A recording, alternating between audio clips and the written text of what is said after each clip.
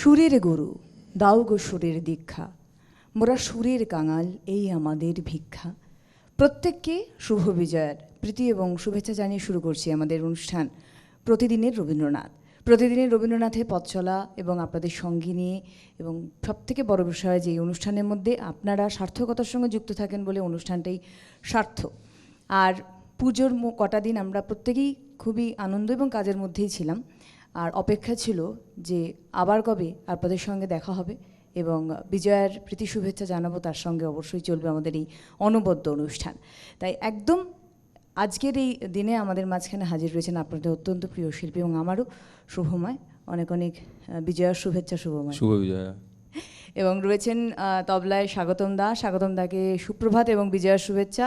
কিবোর্ডে রয়েছেন বাবুল দা, সুপ্রভাত, বিজয়ার শুভেচ্ছা। এবং আমার সমস্ত টেকনিশিয়ানস ভাইদের সুপ্রভাত, বিজয়ার শুভেচ্ছা জানিয়ে আমি সুবর্ণা শুরু করছি আজকে প্রতিদিনের রবীন্দ্রনাথ গানের মাধ্যমে। তারপর অবশ্যই আলোচনায় আমরা যাব।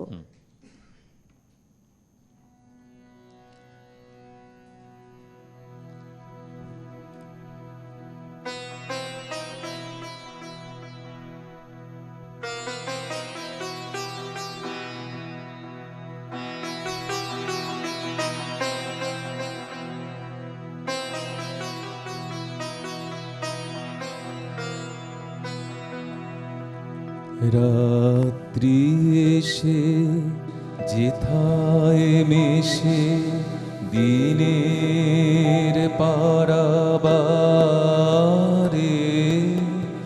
তোমায় আমায় দেখা হলো সেই মোহানার ধারে। রাত্রি এসে যেথায় মেশে দিনের পারাবারে,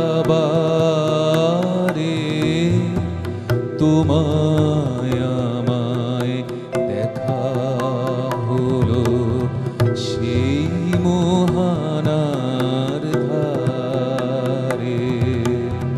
রাত্রি এসে যেথায় মেশে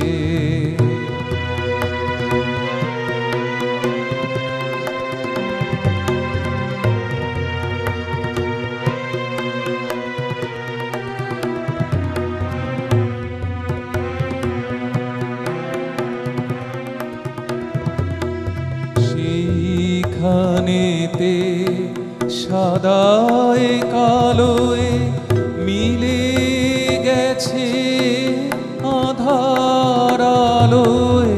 সেইখানেতে সাদায় কালোয় মিলে গেছে আধার আলোয়। সেইখানেতে ঢেউ ছুটেছে এপারে ওই পারে। রাত্রি এসে যেথায় মেশে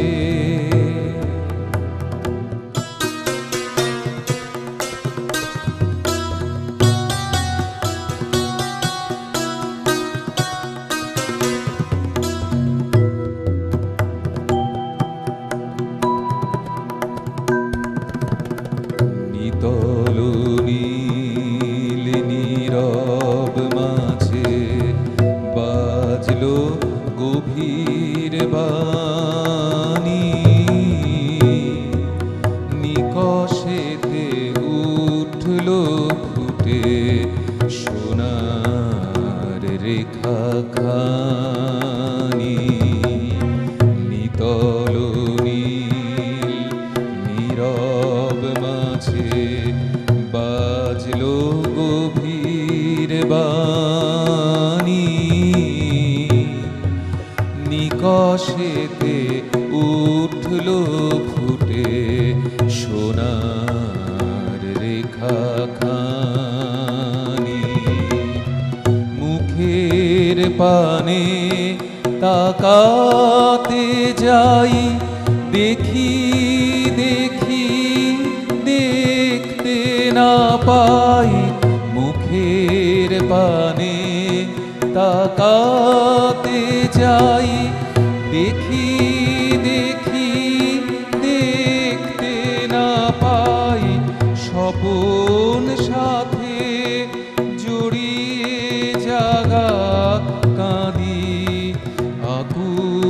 ধারে রাত্রি এসে যেথায় মেশে দিনের পারাবারে তোমায় আমায় দেখা হলো সেই মোহানার ধারে রাত্রি এসে যেথায় মেশে রাত্রি এসে যেথায় মেশে দিনের পারাবারে আপনাদের সঙ্গে এবং আমাদের সত্যি সেই প্রভাতের আলোয় আবার রবির কিরণের সাথে দেখা প্রতিদিনের রবীন্দ্রনাথে। আজকে আমাদের পথ চলা একটি অনবদ্য তথ্য নিয়ে। সদ্য দুর্গোৎসব আমরা পালন করে এলাম, তবে বিষণ্ণ মনেও বলি, মনে বিষণ্ণতা না রেখে আনন্দ বা অপেক্ষা করা। আসছে বছর আবার হবে, অর্থাৎ সেই বিদায় বার্তার মধ্যেই থাকে আগমনীর সুর। তাই আজকের বিষয়বস্তু আমরা রেখেছি ঠাকুর বাড়িতে দুর্গাপুজো এবং রবীন্দ্রনাথ। শ্রদ্ধেয় অমিত্র সুদন ভট্টাচার্যের তথ্য নিয়ে আমরা এগোচ্ছি। আরেকটি কথাও বলি, আমরা সবসময় তথ্যের পুনরাবৃত্তি আপনাদের জন্য ঘটাই, তবে আজকের এই শুভ দিনে যেমন আমরা শুভ বিজয়া সকলকে বলছি, মিষ্টিমুখ করছি, কোলাকুলি করছেন দাদারা, ছোট ছোট ভাইয়েরা, তো সেই জায়গায় দাঁড়িয়ে আনন্দ উৎসবের মাঝখানে কোথাও যেন একটা মনে হয় মনের কোণে যে না, মা দুর্গা আছেন, আমাদের সবসময় কাছে রয়েছেন। তাই ঠাকুরবাড়িতেও কিন্তু বেশ জাঁকজমক সহকারে হতো দুর্গাপুজো। দুর্গাপুজোর আনন্দের পরশ গোটা ঠাকুর বাড়ি জুড়ে থাকতো। এবং রামমণি ঠাকুর একটি চিঠি লিখলেন, সেই আমন্ত্রণ পত্রটি হাতে গেল বালক দেবেন্দ্রনাথের হাতে। বালক দেবেন্দ্রনাথ তখন হন্তদন্ত হয়ে তার পিতামহ রামমণি ঠাকুরের চিঠি নিয়ে ছুটলেন রাজা রামমোহন রায়ের কাছে। তার কারণ পুজোর কটা দিন প্রতিমা দর্শনের জন্য ঠাকুর বাড়িতে রাজা রামমোহন রায়কে আমন্ত্রণ জানিয়েছিলেন দেবেন্দ্রনাথ ঠাকুরের পিতামহ রামমণি ঠাকুর। স্বাভাবিকভাবেই রাজা রামমোহন রায় এই অনবদ্য আমন্ত্রণকে অন্তর থেকে গ্রহণ করলেন। সেই সময়ে ঠাকুরবাড়িতে কিন্তু দুর্গা উৎসব চলতো এবং দুর্গা প্রতিমা, সেই প্রতিমা কিন্তু ওই ঠাকুরবাড়ির মধ্যেই তৈরি করা হতো এবং সেই প্রতিমাকে সাজানো হতো স্বর্ণালঙ্কারে, সোনার গয়নায় সাজানো হতো, মুড়িয়ে দেওয়া হতো মাতৃ প্রতিমাকে। পুজো হতো, পুজো হওয়ার পরে দশমীর দিন যখন নিরঞ্জনের পথে যেতেন মা, তখন কিন্তু ওই সোনার গয়না সহকারে মাকে গঙ্গার বুকে নিরঞ্জন করা হতো। এটাই ছিল ঠাকুরবাড়ি পরিবারের রীতি।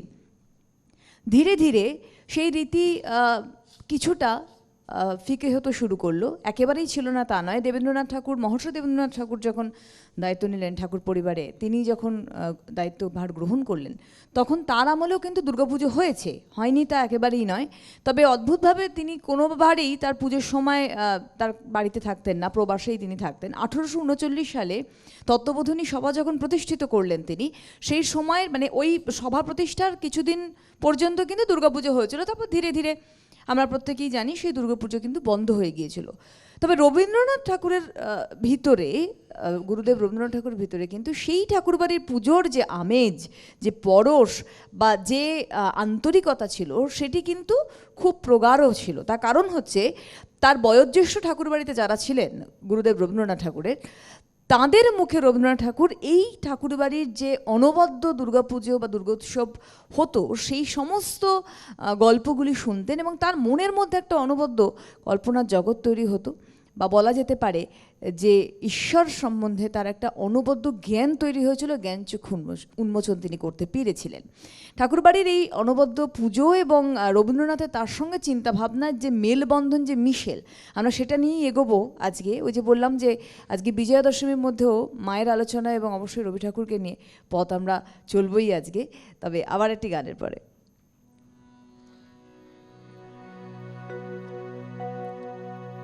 একি সুধারস আনে আজি মম মনে প্রাণে, একি সুধারস আনে আজি মম মনে প্রাণে একই সুধারস আনে।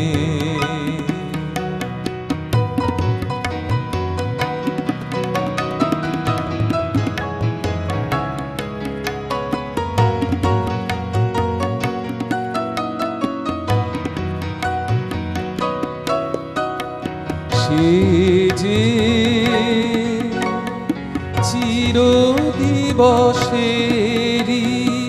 নূতন তাহারে হেরি, সে যে চিরদিবসেরি নূতন তাহারে হেরি, বাতাস সে মুখ ধেরি মাতে কুঞ্জন গানে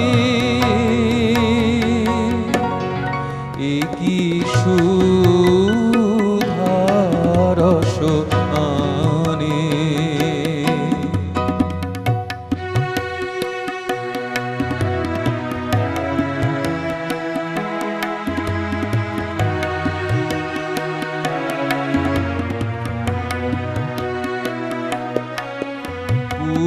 পুরাতন বীণা খানি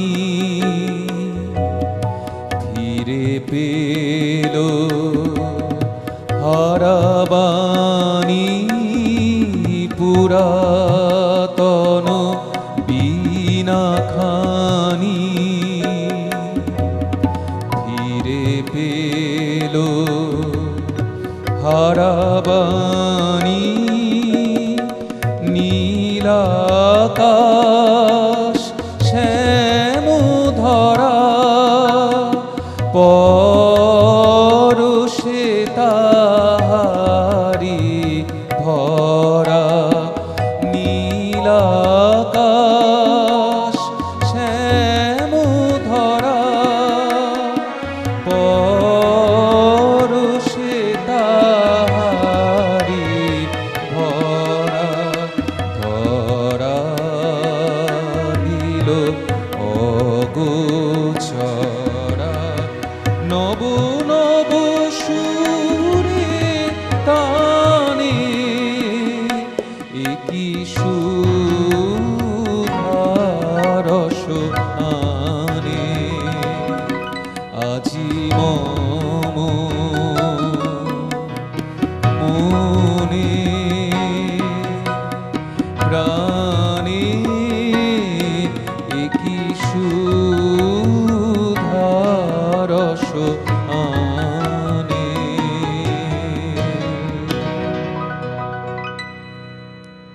রবীন্দ্রনাথ ব্রাহ্ম পরিবারে জন্মগ্রহণ করেছিলেন, এটা সত্যি, কিন্তু তিনি যে পুরোপুরি ব্রাহ্ম ছিলেন বা গোড়া ব্রাহ্ম ছিলেন সেটা কিন্তু বলা চলে না। তিনি নিজেই তার এই ব্রাহ্ম হওয়া এবং না গোড়া ব্রাহ্ম না হওয়া প্রসঙ্গে একটি জায়গায় লিখেছেন। তিনি বলছেন, নানা কারণে ব্রাহ্ম সমাজ আমাকে ঠিক ব্রাহ্ম বলে গ্রহণ করেননি। আবার হিন্দু দেবদেবীর পুজো সম্পর্কেও তিনি বলছেন, প্রতিমা সম্বন্ধে আমার মনে কোনো বিরুদ্ধতা নেই। আমাদের দেশে প্রচলিত পুজো অর্চনা বিধির মধ্যে এমন সুগভীর তত্ত্ব আছে যা বহুমূল্য।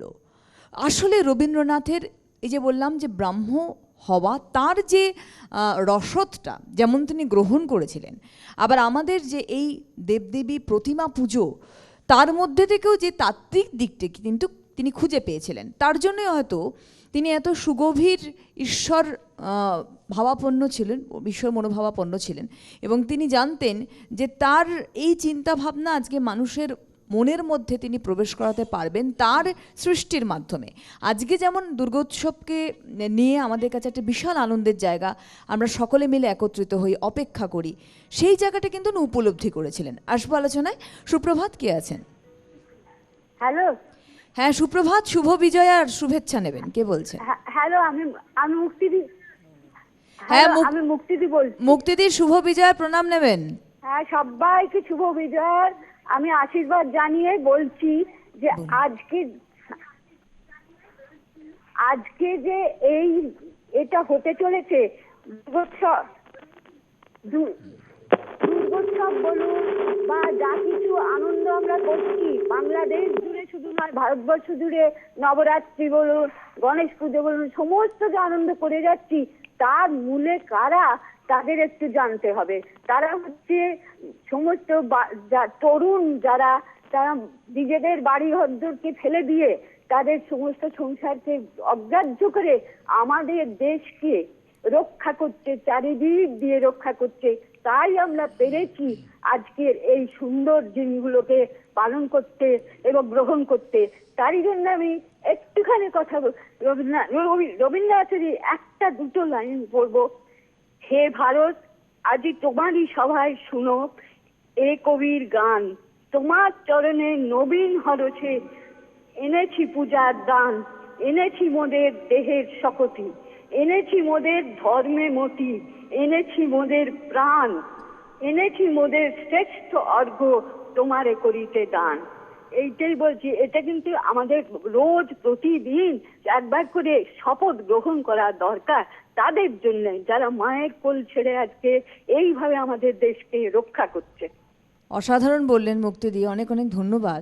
সত্যি আজকে ওই মায়ের সন্তানদের জন্যই কিন্তু আমরা আজকে সুরক্ষিত এবং রাতের ঘুমটা আমরা নিশ্চিন্তে ঘুমোতে পারি, পরের দিনে সকাল বা সূর্যটা আমরা দেখতে পারি। সত্যি তাদেরকে আমাদের এখান থেকে আমরা কুর্নিশ জানাই, স্যালিউট জানাই। তাদের জন্য আজকে আমরা এই সুখের দিন দেখছি। এবং এই প্রসঙ্গ বলতে আমার একটি কথা মনে পড়ে যায় শুভমা, এই যে ভাসান চলছে আজকে, শেষ দুর্গা প্রতিমা ভাসান হবে, নিরঞ্জনের জন্য যাবে। দশমীর দিনে ঘাটে পরিবারের পুজোগুলো ভাসান হচ্ছে, আবাসনে ভাসান হচ্ছে। বিএসএফ ক্যাম্পের একটি পুজো হয় অনবদ্য, তারা গিয়ে আমি গিয়েছিলাম লাইভ কাভারেজে, তারা ভাসান দিচ্ছে। ভাসান দিতে গিয়ে তাদের জিজ্ঞাসা করেছিলাম যে এই কটা দিন আপনারা তো ইনডিসিপ্লিন হয়ে যান, তো কেমন লাগে? ওনারা একটা কথা বললেন যে इनडिसिप्लिन हम लोग नहीं होते हैं, ये एक डिसिप्लिन के अंडर होते हैं। माँ को हम लोग वंदना करते हैं, यही डिसिप्लिन है। এবং এইটা আমার মনে হয় সবথেকে বড় বিষয় যে মাকে ডাকা অন্তর থেকে তার প্রতি যে শ্রদ্ধা জানানোর এটা একটা কর্তব্য। এবং আজকে কেন আমরা ঠাকুরবাড়ির দুর্গাপুজো নিয়ে আলোচনা করছি জানেন তো? দুর্গোৎসব আনন্দের উৎসব, মিলন উৎসব আমরা শব্দটা বলি, তার অর্থটা রবীন্দ্রনাথ আমাদের বুঝিয়েছিলেন।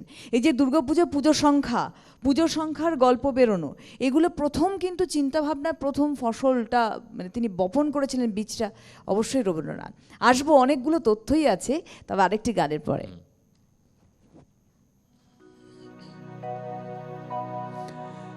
ঘির কোলে রোদ এসেছে, বাদল গেছে টুটি, আহা হা হা হা।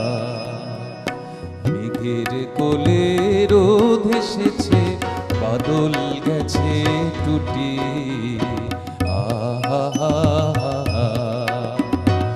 আজ আমাদের ছুটি ও ভাই, আজ আমাদের ছুটি,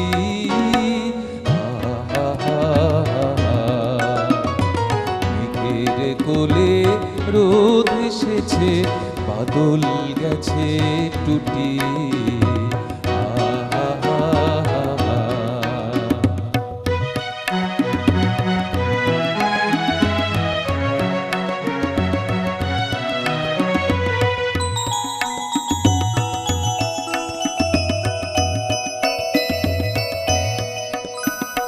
কি করি আজ ভেবে না পাই, পথ হারিয়ে কোন বনে যাই।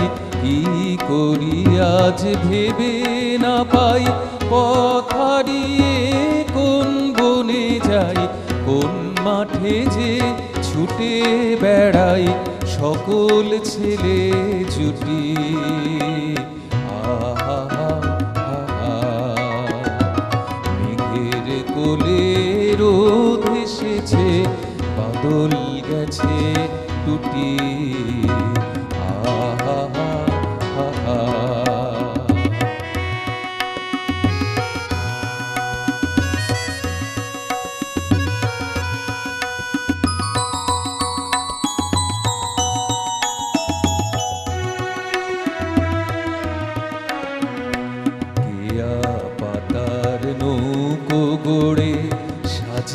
দেব ফুলে, তাল দিঘিতে ভাসিয়ে দেব, চলবে দুলে দুলে।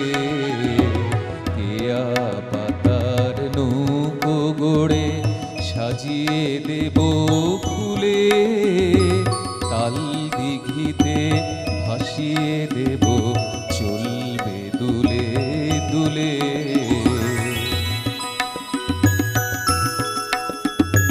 রাখাল ছেলের সঙ্গে ধেনু, চড়াবো আজ বাজিয়ে বেনু।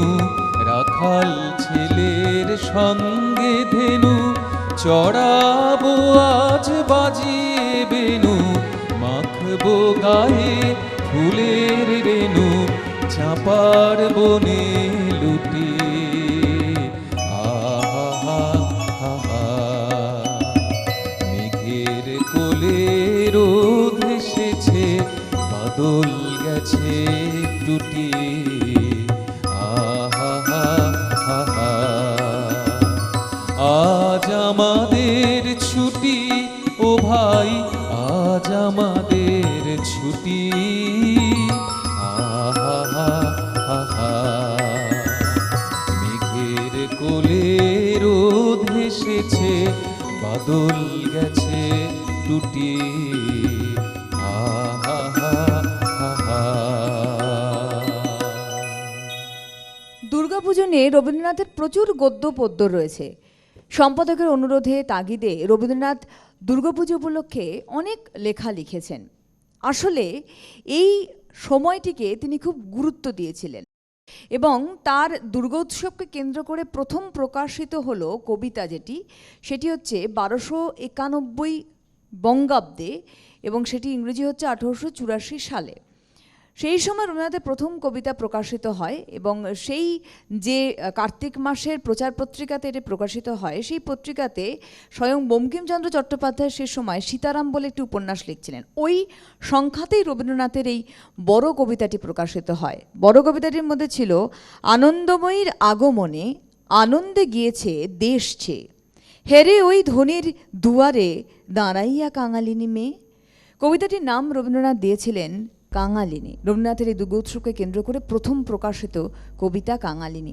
ওই বছরই অর্থাৎ 1291 বঙ্গাব্দে কার্তিক মাসে ওই বছরই ভারতী পত্রিকাতে গল্পগুচ্ছের প্রথম যে ছোট গল্পটি অর্থাৎ ঘাটের কথা, এটি কিন্তু প্রথম ছোট গল্প রবীন্দ্রনাথের এই দুর্গোৎসবকে কেন্দ্র করে, এটা প্রকাশিত হয় ওই একই বছরে ভারতী পত্রিকাতে। রবীন্দ্রনাথ লেখা শুরু করলেন এবং উনি অনুভব করলেন বা বলবো যে মানুষকে উপলব্ধির জায়গায় নিয়ে এলেন যে শুধুমাত্র পুজো পার্বণ মানেই ঈশ্বর বন্দনা করা নয়, শুধুমাত্র পুজো পার্বণ মানেই মানুষকে কাছে টানা নয়, পুজো পার্বণ মানেও কিন্তু আমাদের সাহিত্য চর্চার একটা অনবদ্য অবকাশ, যে অবকাশে সেই ছুটির অবকাশে আমরা নিজেদেরকে ঝালিয়ে নিতে পারি, নিজেদের মনের যে আত্মিক চাহিদা সেটা পূরণ করতে পারি। সেটা রবীন্দ্রনাথ উপলব্ধি করেছিলেন বলেই হয়তো তিনি পুজো সংখ্যার প্রথম আবিষ্কারকর্তা ছিলেন। সুপ্রভাত, কে আছেন? হ্যাঁ, সুবর্ণাদি। সুবর্ণাদি, আমি কোন্নগর থেকে দেবাশিস ব্যানার্জি বলছি। শুভ বিজয়া।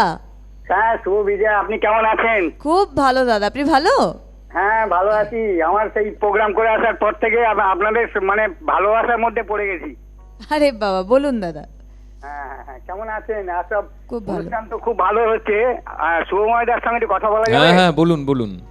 হ্যাঁ, শুভময়দা, আপনি আমার প্রোগ্রামের দিন আপনি ছিলেন। আচ্ছা। আমি যেদিনকে 20 তারিখে প্রোগ্রাম করেছিলাম সেদিনকে আপনিও ছিলেন। ও আচ্ছা। হ্যাঁ, আপনার গান আমার মানে সত্যি সব নতুন নতুন গান গাইছেন হ্যাঁ। এবং সব আমি তো একটা জিনিস দেখছি আমার খুব ভালো লাগে কি আপনি পার্টিকুলার আপনি নতুন নতুন গান গান এবং শক্ত শক্ত গান গান। ওরে বাবা। হ্যাঁ, এই গান আমার খুব ভালো লাগে। আজকেও গাইছেন দু একটা গান। আচ্ছা।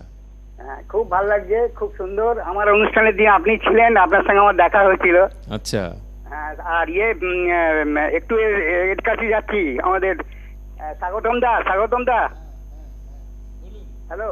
হ্যাঁ, শুনতে পাচ্ছে, বলুন বলুন। হ্যাঁ, স্বাগতম দা, আপনি দারুণ বাজিয়েছেন, খুব ভালো, আপনার অনুষ্ঠান দারুণ হচ্ছে। একেবারেই দেবাশিসদা, ভীষণ ভীষণ ভালো লাগলো। আপনি আমাদের এখানে অনুষ্ঠানে গান গেয়ে গেছেন আর কি। আপনাকে এবং আপনার পরিবারের সদস্যদের আমাদের তরফ থেকে বিজয়ার শুভেচ্ছা, অনেক অনেক প্রীতি এবং শুভেচ্ছা জানাই।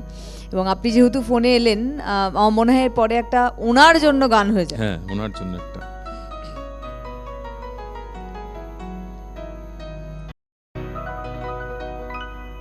দিনের বেলায় বাঁশি তোমার বাজিয়েছিলে অনেক সুরে, দিনের বেলায় বাঁশি তোমার বাজিয়েছিলে অনেক সুরে, গানের পরশ প্রাণে এলো, আপনি তুমি রইলে দূরে, দিনের বেলায় বাঁশি তোমার বাজিয়েছিলে অনেক সুরে।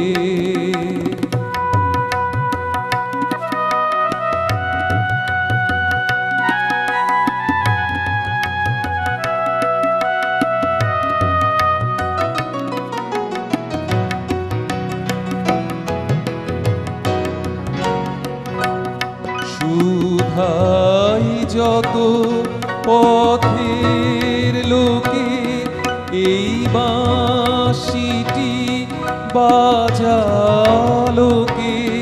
সুধাই যত পথের লোকে এই বাঁশিটি বাজালোকে, নানান নামে ভোলায় তারা, নানান দ্বারে বেড়াই ঘুরে, দিনের বেলায় বাঁশি তোমার বাজিয়েছিলে অনেক সুরে।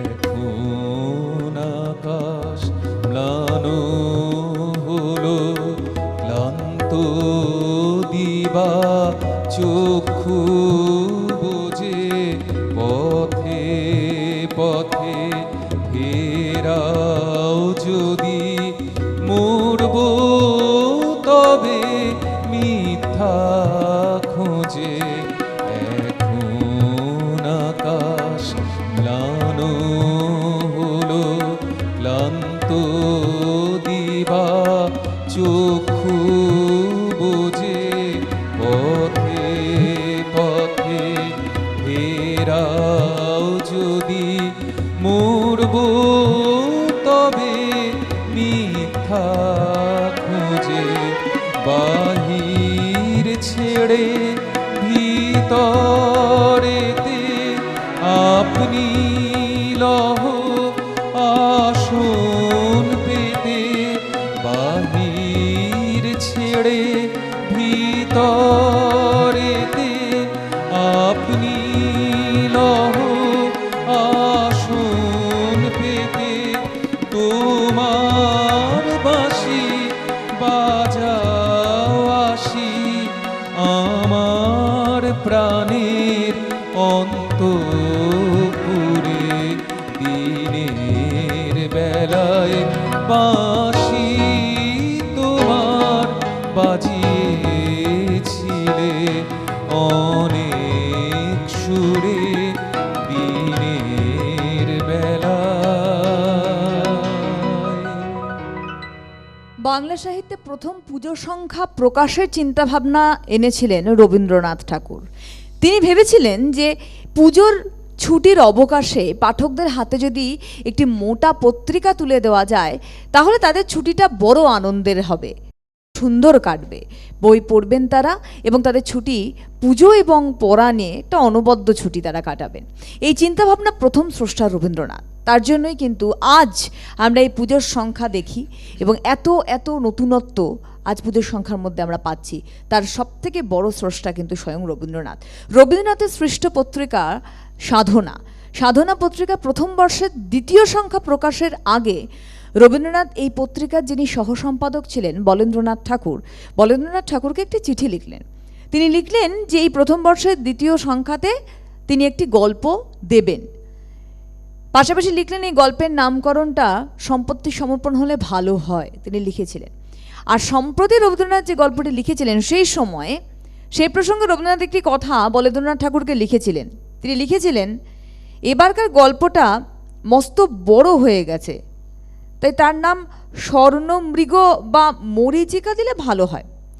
আসলে গল্পটা কবি লিখেছিলেন অনেক দিন আগে, সেটিকে ফেলে রেখেছিলেন, কিন্তু এই স্বর্ণমৃগ নাম দিয়ে গল্পটিকে 1299 বঙ্গাব্দে ভাদ্র আশ্বিন মাসের যুগ্ম যে সংখ্যাটি প্রকাশিত হয়েছিল এই পত্রিকার, তাতে বড় করে এই গল্পটি প্রকাশিত হলো এবং এটি হচ্ছে পুজো উপলক্ষে দেওয়া রবীন্দ্রনাথের পুজো সংখ্যার গল্প ছিল স্বর্ণমৃগ। কেন রবীন্দ্রনাথ এই স্বর্ণমৃগ গল্পটিকে পুজো সংখ্যার মধ্যে ফেললেন তার একটি কারণ রয়েছে। কারণ আমরা প্রত্যেকেই জানি রবীন্দ্রনাথ যে সৃষ্টি করে থাকুন না কেন তার একটা অন্তর্নিহিত অর্থ ছিল। তাই স্বর্ণমৃগ যে গল্পটি তিনি প্রকাশ করলেন পুজো সংখ্যা হিসেবে তার পত্রিকাতে, সেটির কিন্তু একটা গুরুত্বপূর্ণ দিক ছিল। আমরা আসবো সেই দিকে আরেকটি গানের পর। বন্ধু আছেন, সুপ্রভাত, কে আছেন? সুপ্রভাত। হ্যাঁ সুপ্রভাত, শুভ বিজয়ার শুভেচ্ছা নেবেন। আপনাকে আমি আসাম থেকে বলছিলাম, এত সুন্দর করে আপনি আমাদেরকে বুঝিয়ে যাচ্ছেন, এত সুন্দর করে আপনি বুঝিয়ে যাচ্ছেন যে কল্পনা অতীত। ধন্যবাদ দাদা। দাদা আপনার নামটা রেখে বলবেন। সত্যব্রত বসু, আসাম থেকে। বলুন কেমন কাটালেন পুজো? পুজো তো আসামে খুবই ভালো হয়, বাঙালির একটা প্রধান অঙ্গ। যেমনি কলকাতাকে মিস করছি, আমি কলকাতারই ছেলে, প্রবাসী বাঙালি হয়ে গেছি এখন বর্তমানে। ও আচ্ছা। তো সেই সুবিধাতে TTVN যে প্রোগ্রাম আজকে দেখতে পাচ্ছি, প্রথম জানতে পারলাম আজকে যে পুজোর সংখ্যাটা রবীন্দ্রনাথের আবিষ্কার। একদম। হ্যাঁ বলুন দাদা। এসব জিনিস আপনাদের থেকে না জানতে পারলে আমরা একদম অন্ধকারেই থেকে যেতাম। যাই হোক, আজকে হয়তো কোথাও কুইজ প্রতিযোগিতা হবে, তখন হয়তো গিয়ে বলতে পারবো, বলুন তো এই জিনিসটা কে আবিষ্কার করেছেন, কি করলেন। সময় থেকে আসি একটু। হ্যাঁ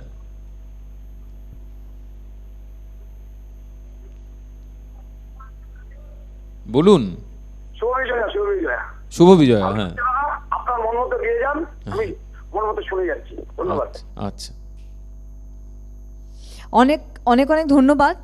আমাদের সঙ্গে থাকুন, ভীষণ ভালো লাগলো আপনি আমাদের সঙ্গে রয়েছেন এবং খুব ভালো পুজো কাটিয়েছেন তার জন্য, এবং বাকি দিনগুলো খুব আনন্দে কাটান, কারণ আমাদের আলোচনা এবং এই অনুষ্ঠানের সঙ্গে সবসময় যুক্ত থাকবেন। তো যাই হোক, আমরা আলোচনায় ছিলাম, তবে একটা গানে চলে যাচ্ছিলাম, গানেই যাব।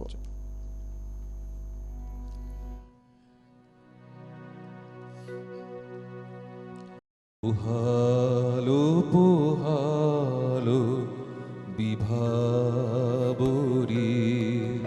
পোহালো পোহালো বিভাবরী, পূর্ব তরুণে শুনিবাঁশরী, পোহালো পোহালো বিভাবরী।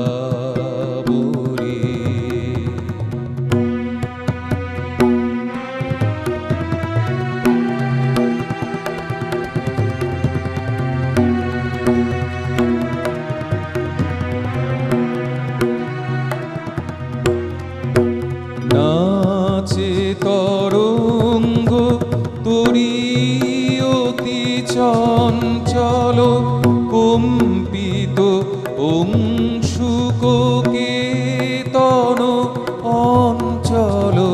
নাচে তরঙ্গ তরি অতি চঞ্চল, কম্পিত অংশুক কেতন অঞ্চল।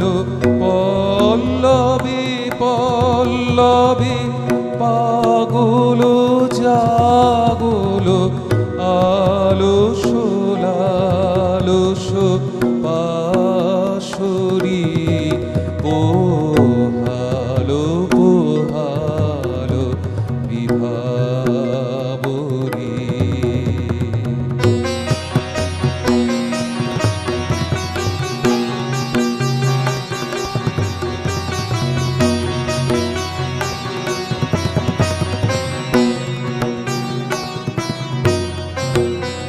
উদয় অচল তল সাজিল নন্দন, গগনে গগনে বনে জাগিল বন্দন, কনক কিরণ ঘন শোভন সন্দন, নামিছে শারদ সুন্দরী। উদয় অচল তল সাজিল নন্দন, গগনে গগনে বনে জাগিল বন্দন, কনক কিরণ ঘন শোভন সন্দন, নামিছে শারদ সুন্দরী। দশ দিক অঙ্গনে দিগঙ্গনা দল, ধ্বনিল শূন্য ভরি শঙ্খ সুমঙ্গল। দশ দিক অঙ্গনে দিগঙ্গনা দল, ধ্বনিল শূন্য ভরি শঙ্খ সুমঙ্গল। চলো রে চলো চলো তরুণী যাত্রী দল, তুলি নবমালতী মঞ্জুরি। পোহালো পোহালো বিভাবরী। পূর্ব তোরণে শুনিবাঁশরি,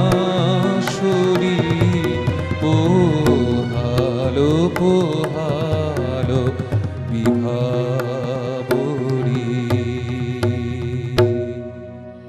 প্রকৃতপক্ষে বাংলা ভাষার প্রথম পুজোর সংখ্যা হিসেবে রবীন্দ্রনাথ এই তার গল্প স্বর্ণমৃগ প্রকাশ করলেন। স্বর্ণমৃগ কেন প্রকাশ করলেন পুজোর মধ্যে, তার কারণ হচ্ছে, প্রাসঙ্গিক দিক বলি, স্বর্ণমৃগ একজন দুঃখী বাবার গল্প। কেন রবীন্দ্রনাথ বেছে নিলেন এই গল্পটিকে পুজোর সংখ্যা হিসেবে, তার একটি প্রাসঙ্গিক অংশ আপনাদের সামনে তুলে ধরি, যাতে আরও বিষয়টি পরিষ্কার হয়।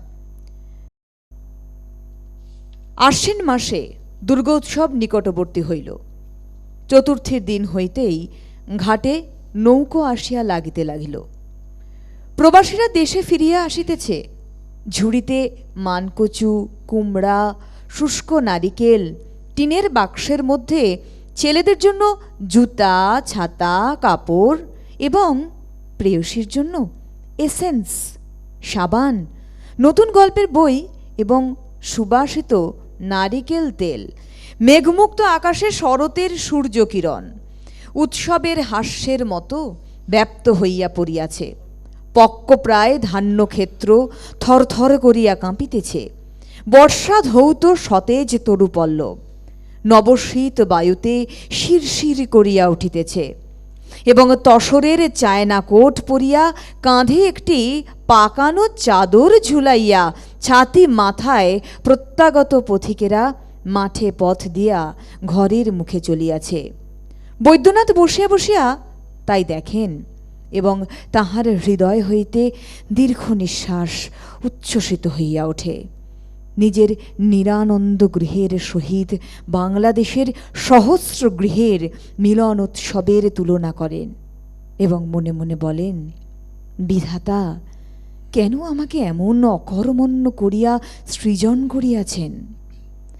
একজন দুঃখী বাবা, দরিদ্র বাবা, প্রত্যেকটি মানুষ আমরা জানি দুর্গোৎসবে আমরা মিলন উৎসবে সামিল হই, আনন্দ করি, সবাইকে করি, এটা একটা বড় প্রশ্নচিহ্ন। আজ আমরা ভাবছি, কারণ ভাবিয়েছেন স্বয়ং গুরুদেব। আবার আসবো।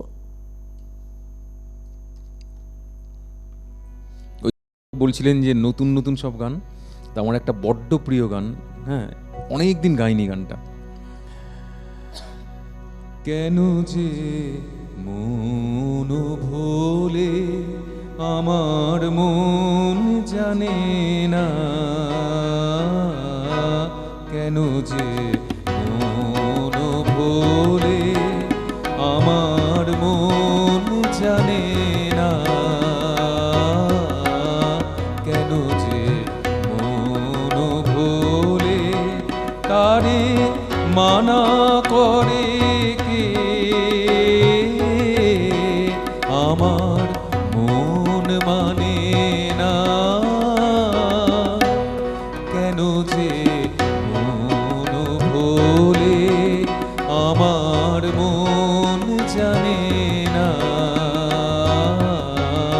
কেন যে মন ভোলে।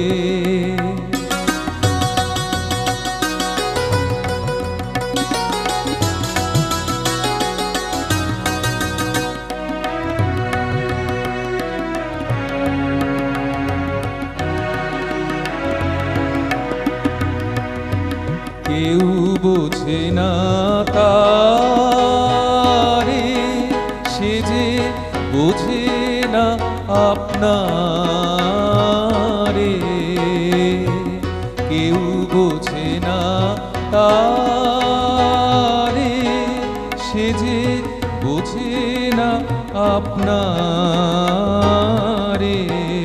সবাই লজ্জা দিয়ে যায়, সে তো কানে আনে না, কেন যে মন ভোলে আমার মন জানে না, কেন যে মন ভোলে।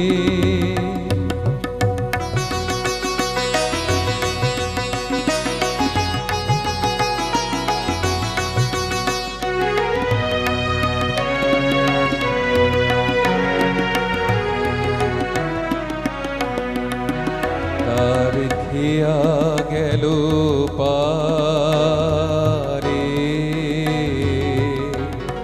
সে যে রইল নদীর ধারে, তার খেয়া গেল পারে, সে যে রইল নদীর ধারে, কাজ করে সব সারা ওই এগিয়ে গেল কারা,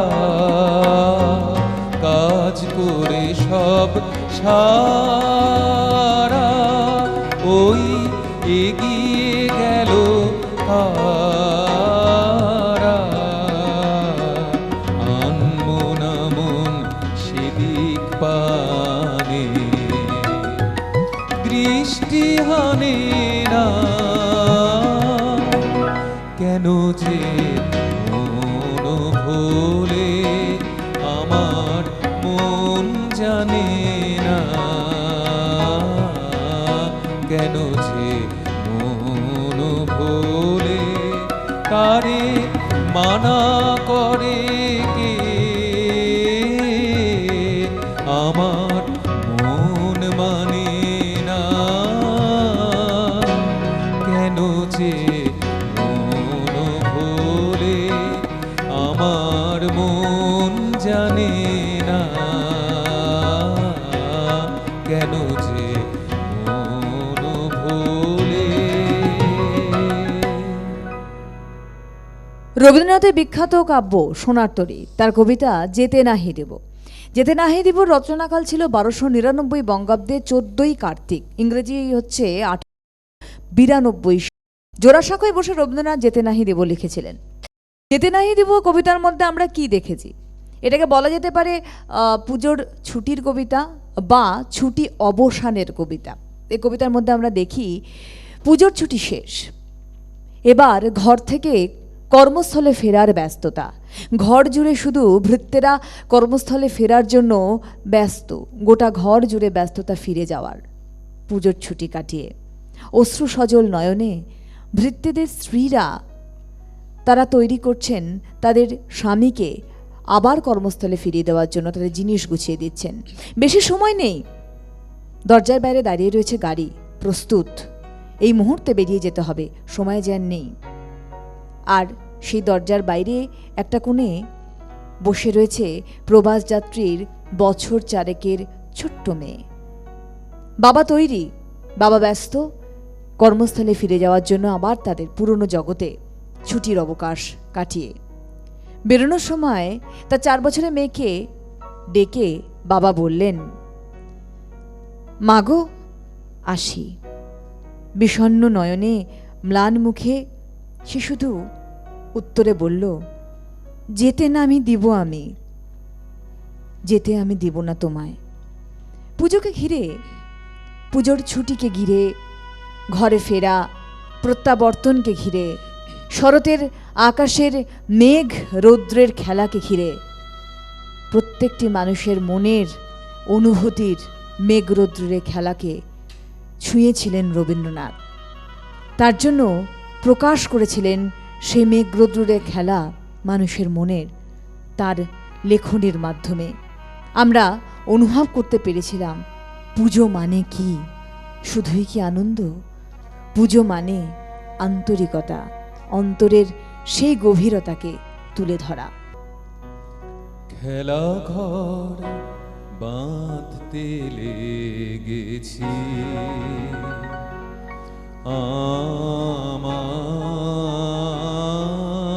আমার মনের ভিতরে, খেলা ঘর বাঁধতে লেগেছি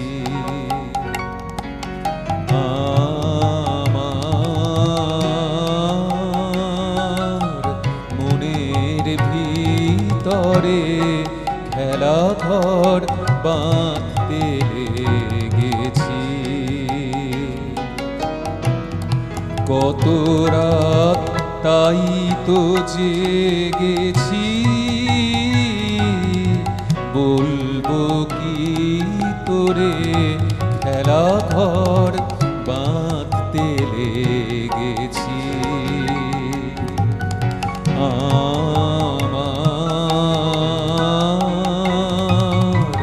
মনের ভিতরে, খেলা ঘর বাঁধতে লেগেছি।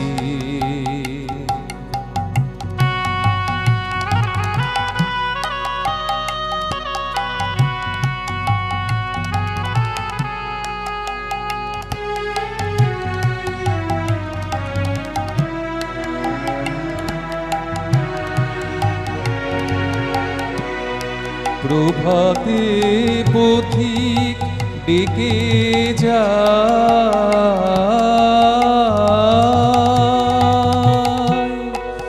অবসর পাইনে আমি হায়। প্রভাতে পথিক ডেকে যায়,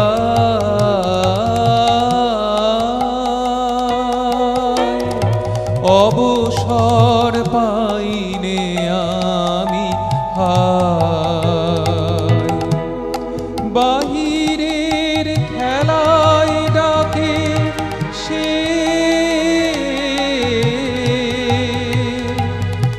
যাব কি করে, খেলা ঘর বাঁধতে লেগেছি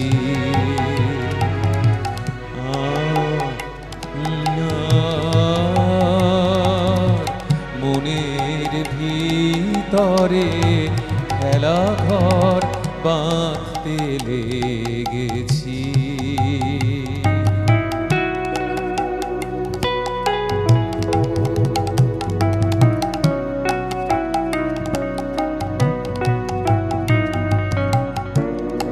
যায় আমার সবার হেলা ফেলা, যাচ্ছে ছড়াছড়ি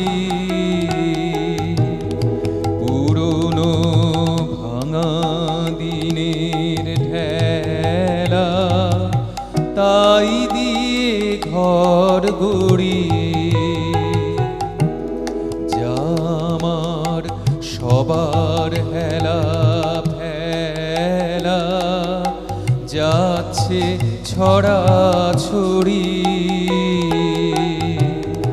পুরনো ভাঙা দিনের ঠেলা, তাই দিয়ে ঘর গড়ি, যে আমার নতুন খেলার জন,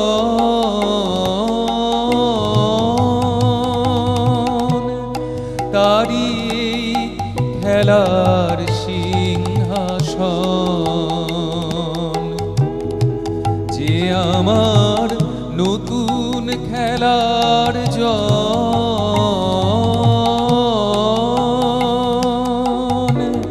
তারি এই খেলার সিংহাসন, ভাঙারে জোড়া দেবে সে, কিসের মন্তরে খেলা ঘর বাঁধতে লেগেছি, আমার মনের ভিতরে খেলা ঘর বাঁধতে লেগেছি। কাঙালিনী বলুন রবীন্দ্রনাথের প্রথম প্রকাশিত দুর্গাপুজোকে কেন্দ্র করে কবিতা, ছোট গল্পের মধ্যে ঘাটের কথা বলুন গল্পগুচ্ছের অন্যতম ছোট গল্প, প্রথম রবীন্দ্রনাথের প্রকাশিত পুজোর সংখ্যার মধ্যে, বা স্বর্ণমৃগ প্রথম বাংলার পুজো সংখ্যার প্রথম গল্প। প্রত্যেকটি ক্ষেত্রে আমরা একটি বিষয়কে তুলে ধরতে পারি বা বলতে পারি রবীন্দ্রনাথ তুলে ধরার চেষ্টা করেছেন, উৎসব, উৎসবের যে তাৎপর্য, যে অর্থ, যে সার্থকতা, তাকে খুঁজে পাওয়ার চেষ্টা করেছেন রবীন্দ্রনাথ। উৎসব নিছকই কি উৎসব? এই উৎসবের মধ্যে কেন আমাদের এই আন্তরিকতা, আবেগ, অনুভূতি, ছোট ছোট সূক্ষ্মাতি সূক্ষ্ম অনুভূতিগুলো জড়িয়ে থাকে?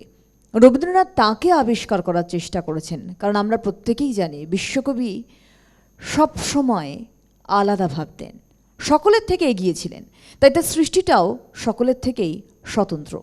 তাই রবীন্দ্রনাথের এই দুর্গা উৎসবকে কেন্দ্র করে, যেখানে তার পরিবারে এত সাড়ম্বরের সঙ্গে পালিত হতো দুর্গাপুজো, শুধুমাত্র সেই পালন নয়, তার মধ্যে থেকে সেই নির্যাসটা বার করার চেষ্টা করেছিলেন রবীন্দ্রনাথ, যে আজকে প্রতিটি ঘরে ঘরে যখন পালিত হচ্ছে এই পুজো বা এই উৎসবকে পালন করা হচ্ছে, সেখানে দাঁড়িয়ে কিন্তু শুধু আমরা মূর্তি পুজো করছি না, তার সঙ্গে আমাদের অনুভূতি, আবেগকেও আমরা বন্দনা করি। ঘরে ফিরে আসেন আমাদের দূরে থাকা মানুষগুলি এবং আমরা একত্রিত হই, আবার আমরা একভাবে পথ চলার প্রচেষ্টা চালাই। এবং এটাই উনি প্রমাণ করতে চেয়েছেন। আজকের যুগে যে নিউক্লিয়ার ফ্যামিলি আমরা দেখি, এই স্বতন্ত্র পরিবার নয়, একটা যৌথ পরিবার, যে পরিবারের প্রয়োজনীয়তা রয়েছে শিল্পসত্তা প্রকাশের জন্য, মানসিকতার উন্মেষের জন্য। রবীন্দ্রনাথ সেই জায়গাটিকেই তুলে ধরেছিলেন তার প্রত্যেকটি লেখার মধ্যে। বিশেষ করে যেগুলো আজকে আমরা বলছি দুর্গাপুজোকে কেন্দ্র করে তার যে প্রকাশিত পুজোর সংখ্যাগুলি, উনি প্রচুর পুজোর সংখ্যা লিখেছিলেন এবং ওনার লেখা পুজোর সংখ্যা কিন্তু পুজোকে কেন্দ্র করেই লেখা, এবং শুধুমাত্র মূর্তি পুজোকে কেন্দ্র করে না, তার সঙ্গে যুক্ত সেই নির্যাসটিকে তিনি তুলে ধরেছিলেন। আমরা আবারও ফিরছি এই আলোচনাতে, এক এক করে তার সঙ্গে গান চলছে শুভময়ের, আরেকটি গানে যাই। পুষ্প বনে পুষ্প নাহি আছে অন্তরে, পুষ্প বনে পুষ্প নাহি আছে অন্তরে, পরাণে বসন্ত এলো কারো মন্তরে, পুষ্প বনে পুষ্প নাহি আছে অন্তরে।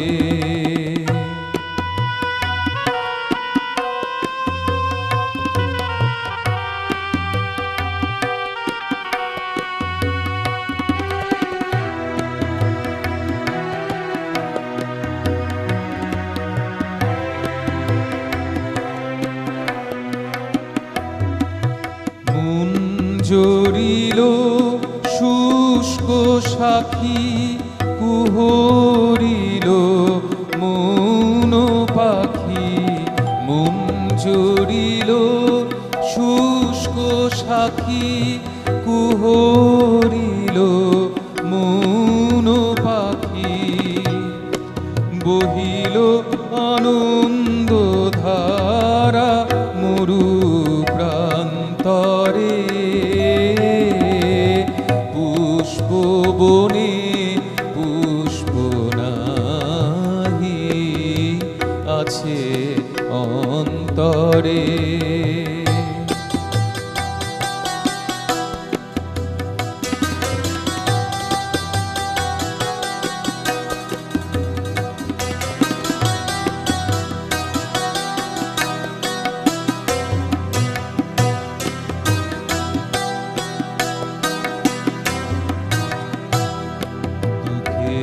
করি না ডর বিরহে বেঁধেছি ঘর দুঃখেরে করি না ডর বিরহে বেঁধেছি ঘর মনোকুঞ্জে মধু কর তবু গুঞ্জরে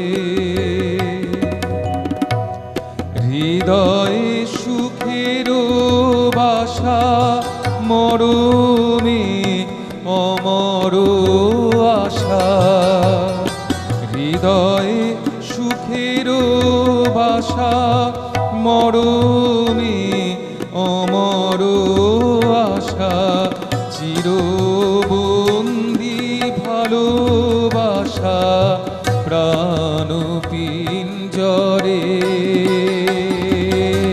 পুষ্প বনে পুষ্প নাহি আছে অন্তরে পুষ্প বনে পুষ্প নাহি আছে অন্তরে।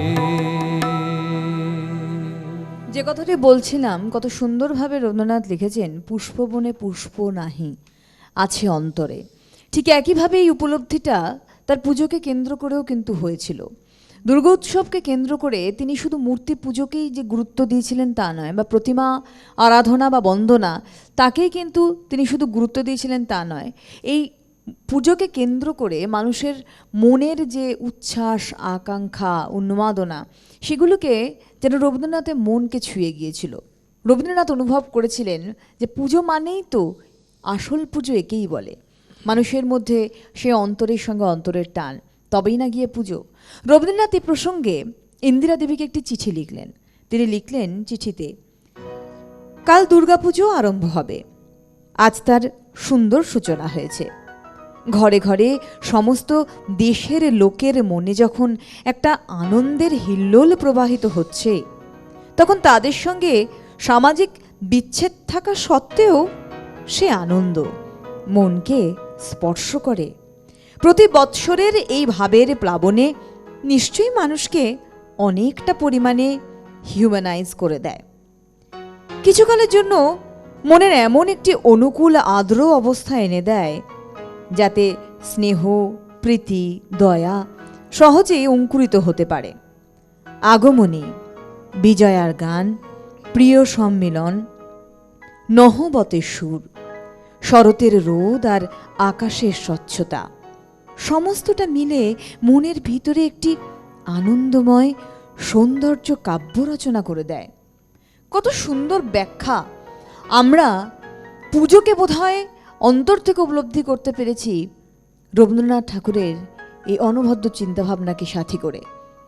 আজকে আমাদের এটাই প্রচেষ্টা যে মা আমাদের কাছে এই মুহূর্তে নেই মণ্ডপে, কিন্তু আমাদের অন্তরে আছেন।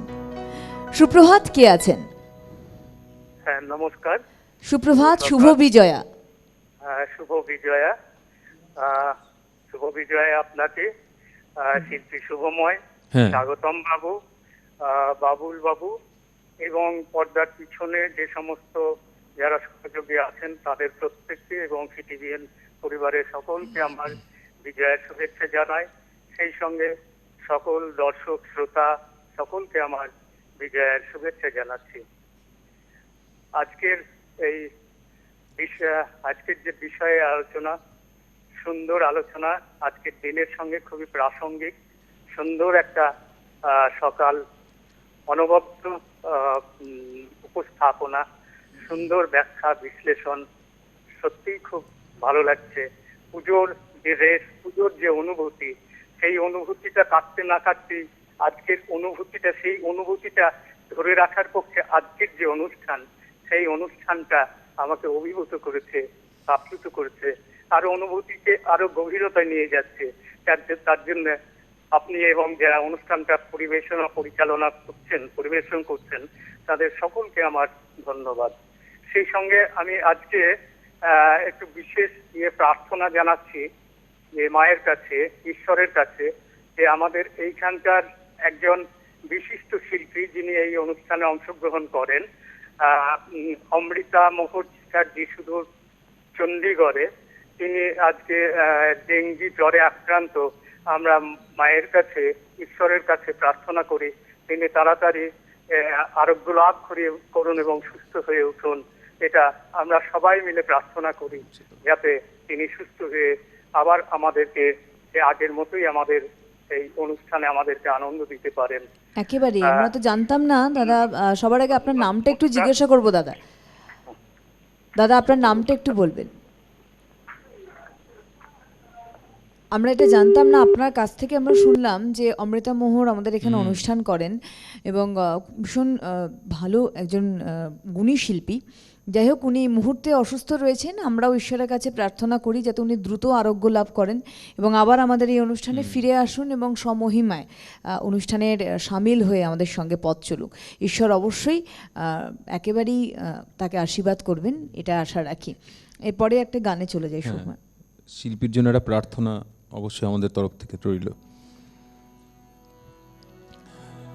উদাসিনী বেশে বিদেশিনী কেশে নাইবা তাহারে জানি। উদাসিনী বেশে বিদেশিনী কেশে নাইবা তাহারে জানি। রঙে রঙে লিখা আঁকি মরিচিকা মনে মনে, ছবিখানি নাইবা তাহারে জানি।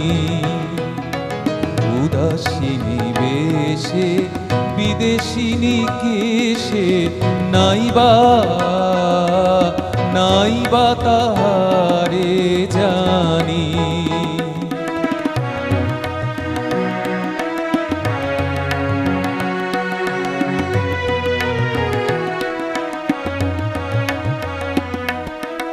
কুবের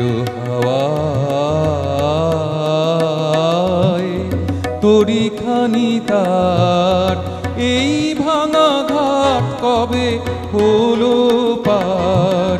কুবের হাওয়ায়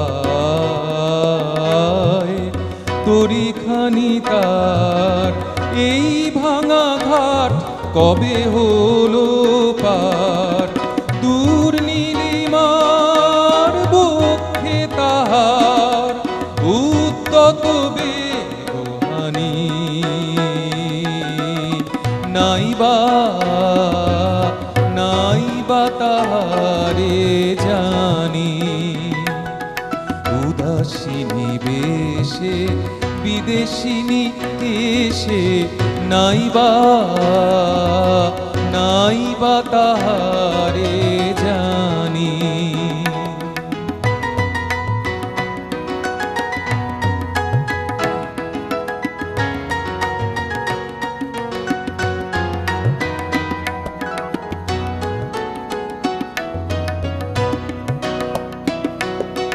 মুগ্ধ আলো সে গনি একা বসে, পলাতকা যত ঢেউ।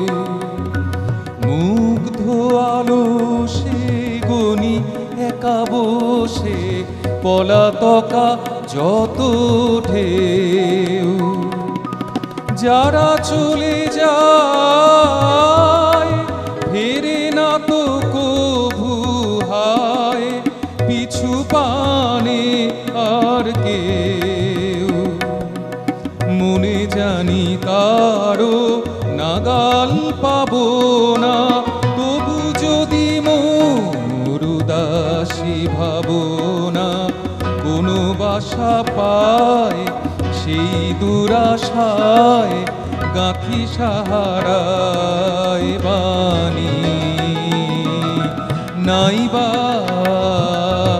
নাইবা তাহারে জানি, উদাসিনী বেশে বিদেশিনী কেশে, নাইবা নাইবা তাহারে জানি, উদাসিনী বেশে বিদেশিনী কেশে, নাইবা নাইবা তাহারে জানি। রবীন্দ্রনাথ ঠিক যেমনটি জানতেন যে তার পরিবারে পুজো এক সময় হতো, দুর্গাপুজো হতো, এবং সেই সময় ঠাকুর পরিবারের মহিলারা যেমন মাকে স্বর্ণালঙ্কারে সাজানো হতো, ঠাকুর পরিবারের মহিলারাও কিন্তু তাদের নিজস্বতা রেখে অদ্ভুতভাবে তারা একভাবে তারা সাজতেন মাকে বরণ করার জন্য। ভারী সুন্দর তারা ফুলের গয়নায় সেজে উঠতেন এবং পরিবেশটাই হয়ে যেত অন্যরকম। ধীরে ধীরে যেহেতু ব্রাহ্ম ধর্মে একেবারেই দীক্ষিত হয়ে গিয়েছিলেন মহর্ষি দেবেন্দ্রনাথ ঠাকুর, এবং সেখানে মূর্তি পুজোটার কিন্তু সেভাবে গুরুত্ব থাকে না, ধীরে ধীরে যেটা একেবারেই হারিয়ে যায়। কিন্তু ওই যে বলে রবীন্দ্রনাথের মনের ভিতরে কিন্তু সেই বীজটি বপন হয়ে গিয়েছিল। উনি দেখেননি কিন্তু উনি শুনেছেন, এবং শুনে ওনার ভিতরে তিনি বিষয়টিকে আত্মস্থ করেছিলেন, এবং তার জন্যই হয়তো রবীন্দ্রনাথ গোড়া ব্রাহ্ম হতে পারেননি।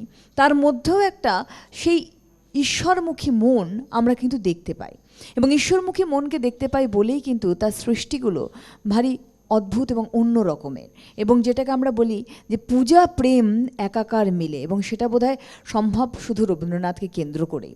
আমরা এক এক করে পথ চলছি, আরেকটি ছোট্ট গান নিয়ে আমরা ধীরে ধীরে বিরতির পথেই যাব।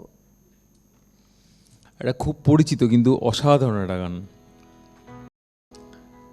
চাঁদের হাসি বাঁধ ভেঙেছে,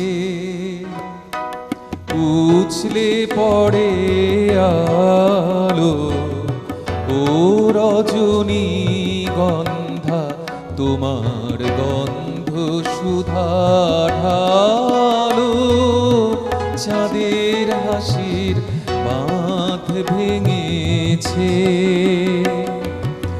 উছলে পড়ে আলো, ও রজনী গন্ধা তোমার গন্ধ সুধা ভালো। চাঁদের হাসির বাঁধ ভেঙেছে,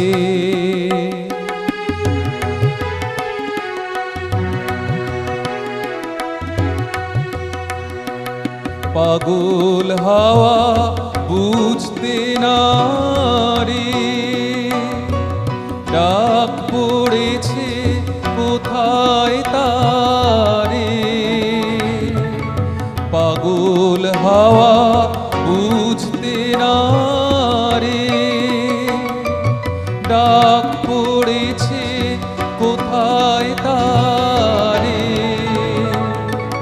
ফুলের বনে যার পাশে যায় তারেই লাগে ভালো, ও রজনী গন্ধা তোমার গন্ধ সুধা ভালো। চাঁদের হাসির বাঁধ ভেঙেছে,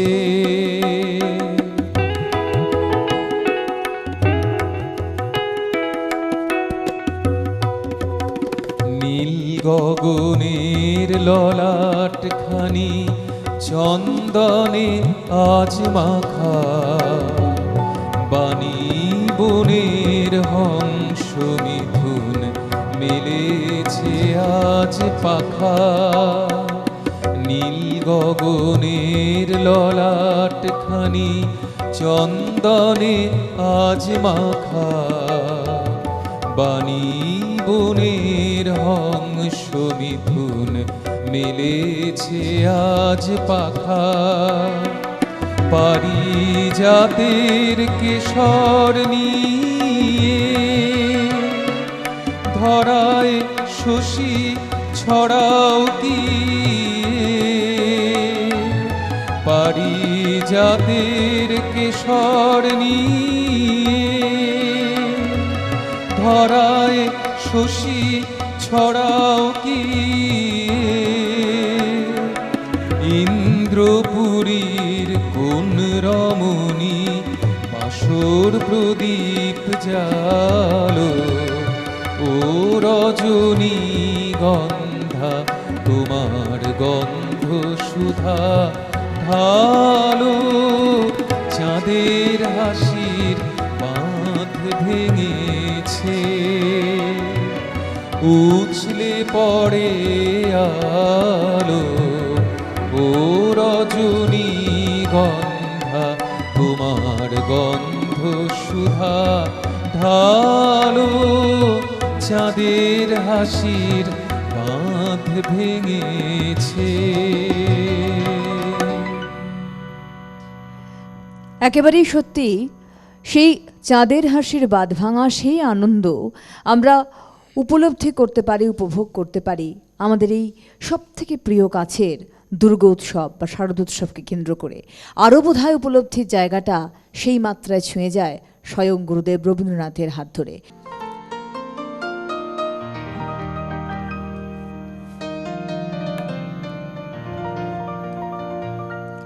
আমার রাত পোহালো শারদ প্রাতে, আমার রাত পোহালো। বাঁশি বাঁশি তোমায় দিয়ে যাব কাহার হাতে, আমার রাত পোহালো। শারদ প্রাতে আমার রাত পোহালো।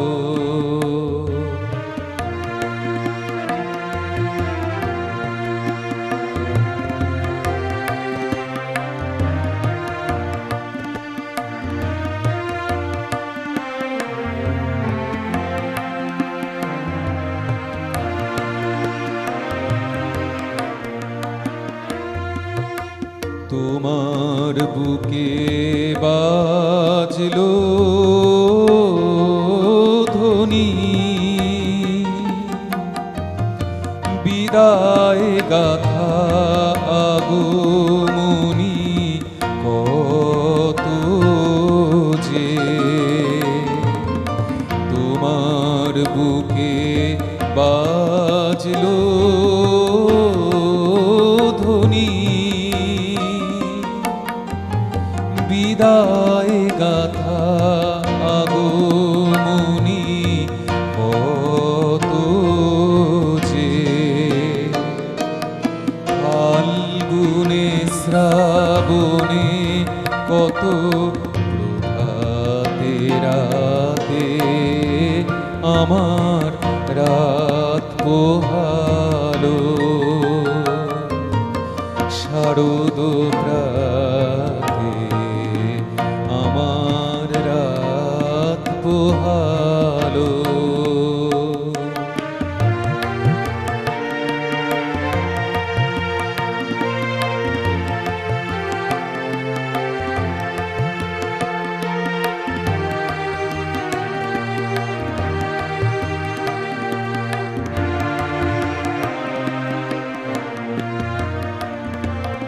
যে কথা রয় প্রাণের ভিতর অগোচরে,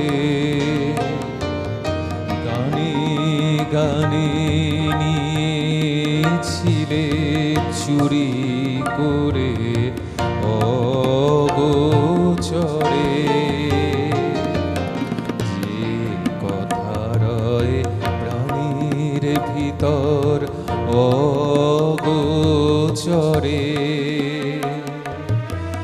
গানে গানে নিয়েছিলে চুরি করে অগোচরে,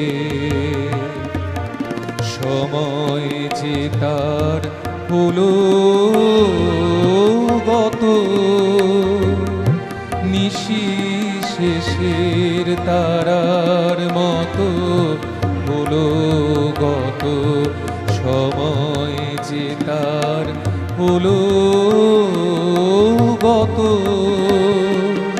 নিশি শেষের তারার মতো হলো গত। শেষ করে দাও শিউলি ফুলের মরণ সাথে, আমার রাত পোহালো শারদ প্রাতে, আমার রাত পোহালো। বাঁশি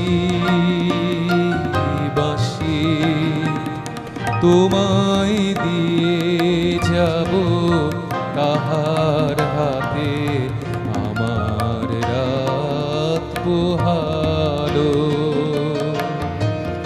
শারদ প্রাতে, আমার রাত পোহালো।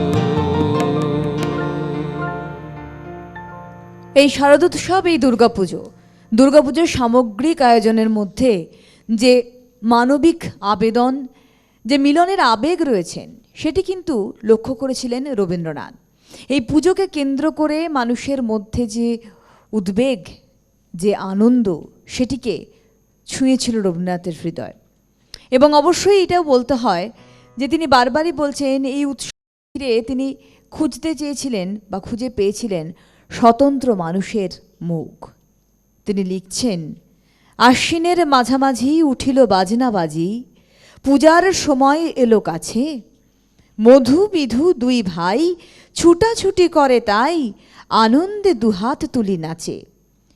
আনন্দ আমাদের ঘরের কোণ থেকে সৃষ্টি হওয়া, পুজোকে কেন্দ্র করে প্রত্যেকটি সময় প্রত্যেকটি পরিবারের মানুষ, যে কোনো অবস্থানে থাকা মানুষ, তারা কিন্তু আনন্দে মিশে যায় বা ভেসে যায়। সে যতই আর্থিক অবস্থান তার খারাপ হোক না কেন, কিন্তু চায় এই কটা দিন তারা আনন্দে সুখে স্বাচ্ছন্দ্যে কাটায়। সেই সুখে স্বাচ্ছন্দ্যে আমরা আবারও ফিরবো একটি গানের পরে। তবে একজন বন্ধু আছেন, সুপ্রভাত, কে আছেন? সুপ্রভাত। হ্যাঁ, সুপ্রভাত, শুভ বিজয়া। শুভ বিজয়া, তোমাকে শারদ শুভেচ্ছা, শুভ বিজয়া, শুভ মহরম। সবকিছু উৎসবের মরশুম, হাওয়ায় হাওয়ায় এখন বাতাসে ভাসছি সব। একদম সবচেয়ে বলছি উৎসবের মহরম, যখন রবি ঠাকুরকে নিয়ে একটু না বললে তো হয় না। তো সেই জন্য আমি বলছি, তার তো তিনি তো ঋদ্ধ পুরুষ আমরা জানি, তবে তুমি যে উমা নিয়ে কথা বলছিলে, যেন উমা উনি ভেতরে তো একটা গায়ত্রী মন্ত্রের ছিল, সেটা সবাই জানে। ডালহৌসির পাহাড়ে গিয়ে গায়ত্রী মন্ত্র জপ করার সময় উনি একবার ভুলে গিয়েছিলেন। তো নিতান্ত শৈশবে তিনি গঙ্গার ধারে মেঘলা আকাশের নিচে বসে বনগাছার কণ্ঠে মেঘদূত পাঠ করার সময় ওনার চোখে জল এসে গিয়েছিল, শুধু এই গায়ত্রী মন্ত্রের অর্থ বুঝতে না পারার জন্য।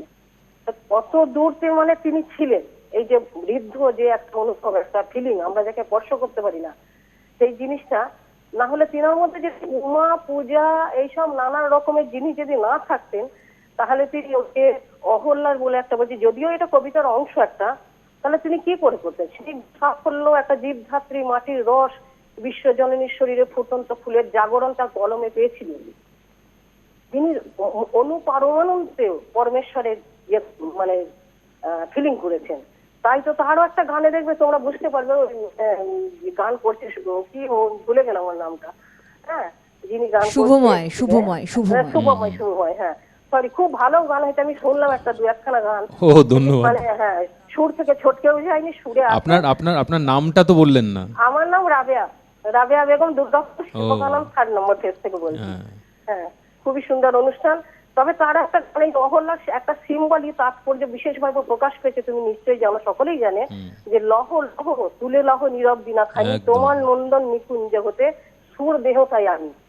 তার এত ফিলিং, তার রবি ঠাকুরের অনুপরমাণিত ছোটবেলা থেকেই তার মূল্য জোরে, তার ধনধানের সমৃদ্ধি, আদিম পাষাণ পৃথিবীতেও যেসব মাটির রূপ রস জাগ্রত হতে পারেনি, অহল্যাকে দেখলে মনে হবে যে প্রস্তরীভূত অহল্যা জীবধাত্রী, কিন্তু যেগুলো থেকে তিনি বঞ্চিত ছিলেন এগুলো রবি ঠাকুর কলমে প্রকাশ করেছেন প্রকাশ্যে, একেবারে যার নিদর্শন এই আবৃত্তিটা, মানে বক্তৃতা গানটা।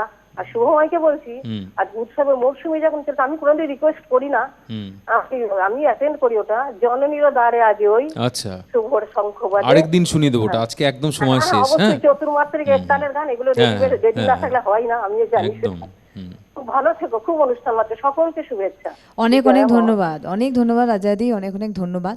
আর একটি কথা আমি বলবো, একটু আগেই সুবোধদা ফোন করেছিলেন, আপনারা জানেন আমাদের কলার সুবোধ বড়াল, যে বেহালার তপতি মুখার্জি, তপতিদি আমাদের রেগুলার কলার, উনি খুব অসুস্থ রয়েছেন। আমরা এখান থেকে ওনার আরোগ্য কামনা করি, ঈশ্বরের কাছে আমাদের প্রার্থনা তপতিদি সুস্থ হয়ে যাক খুব দ্রুততার সঙ্গে।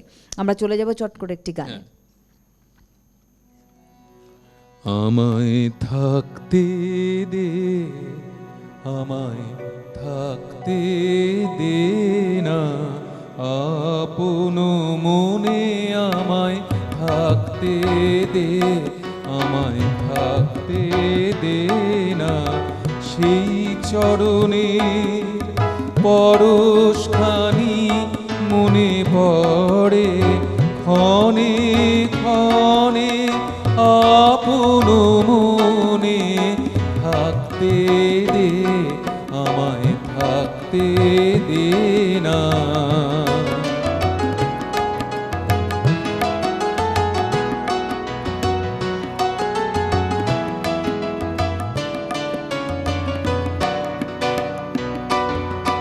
কথার পাকে কাজের ধরে ভুলিয়ে রাখে কে আর মোরে, কথার পাকে কাজের ধরে ভুলিয়ে রাখে কে আর মোরে, তার স্মরণের বরণমালা গাঁথি বসে,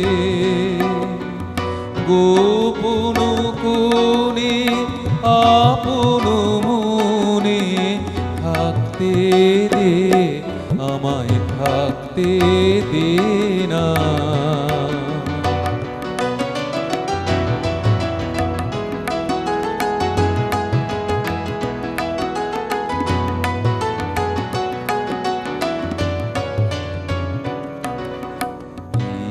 যে ব্যথার রতন খানি আমার বুকে দিল আনি, এই যে ব্যথার রতন খানি, এই নিয়ে আজ দিনের শেষে একা চলি তার উদ্দেশে, এই যে আজ দিনের শেষে একা চলি তার উদ্দেশে, নয়ন জলে সামনে দাঁড়াই তারে সাজাই, তারি ধনে আপন মনে থাকতে দে, আমায়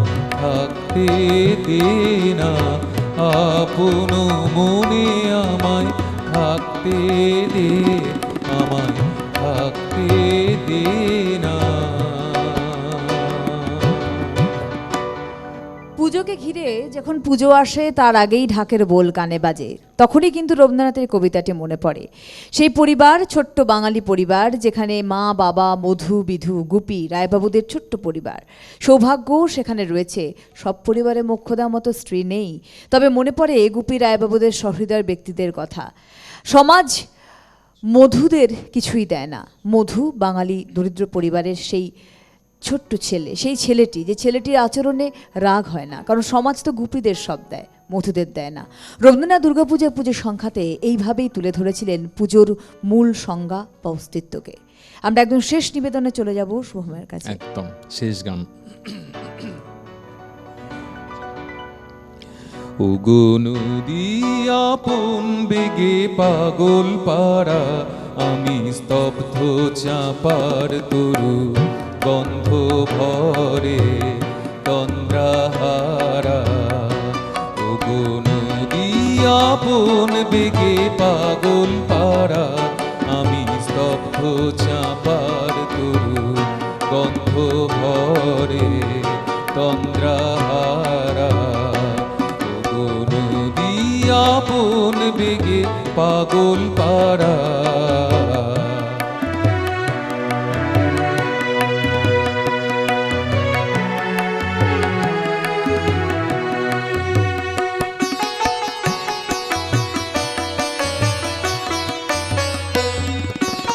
আমি সদা অচল থাকি, গভীর চলা গোপন রাখি।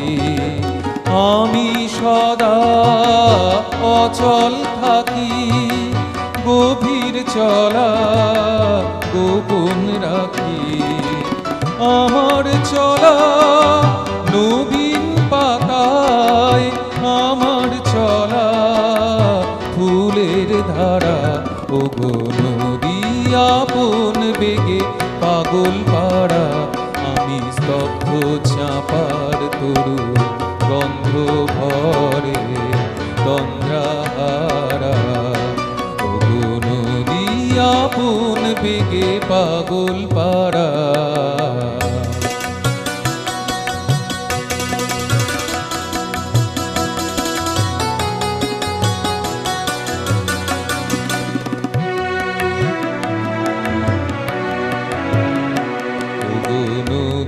চলার বেগে পাগল পাড়া, পথে পথে বাহির হয়ে আপন হারা।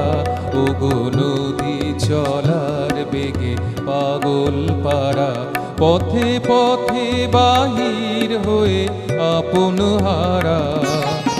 আমার চলা যায় না বলা, আলোর পানে প্রাণের চলা। আমার চলা যায় না বলা, আলোর পানে প্রাণের চলা।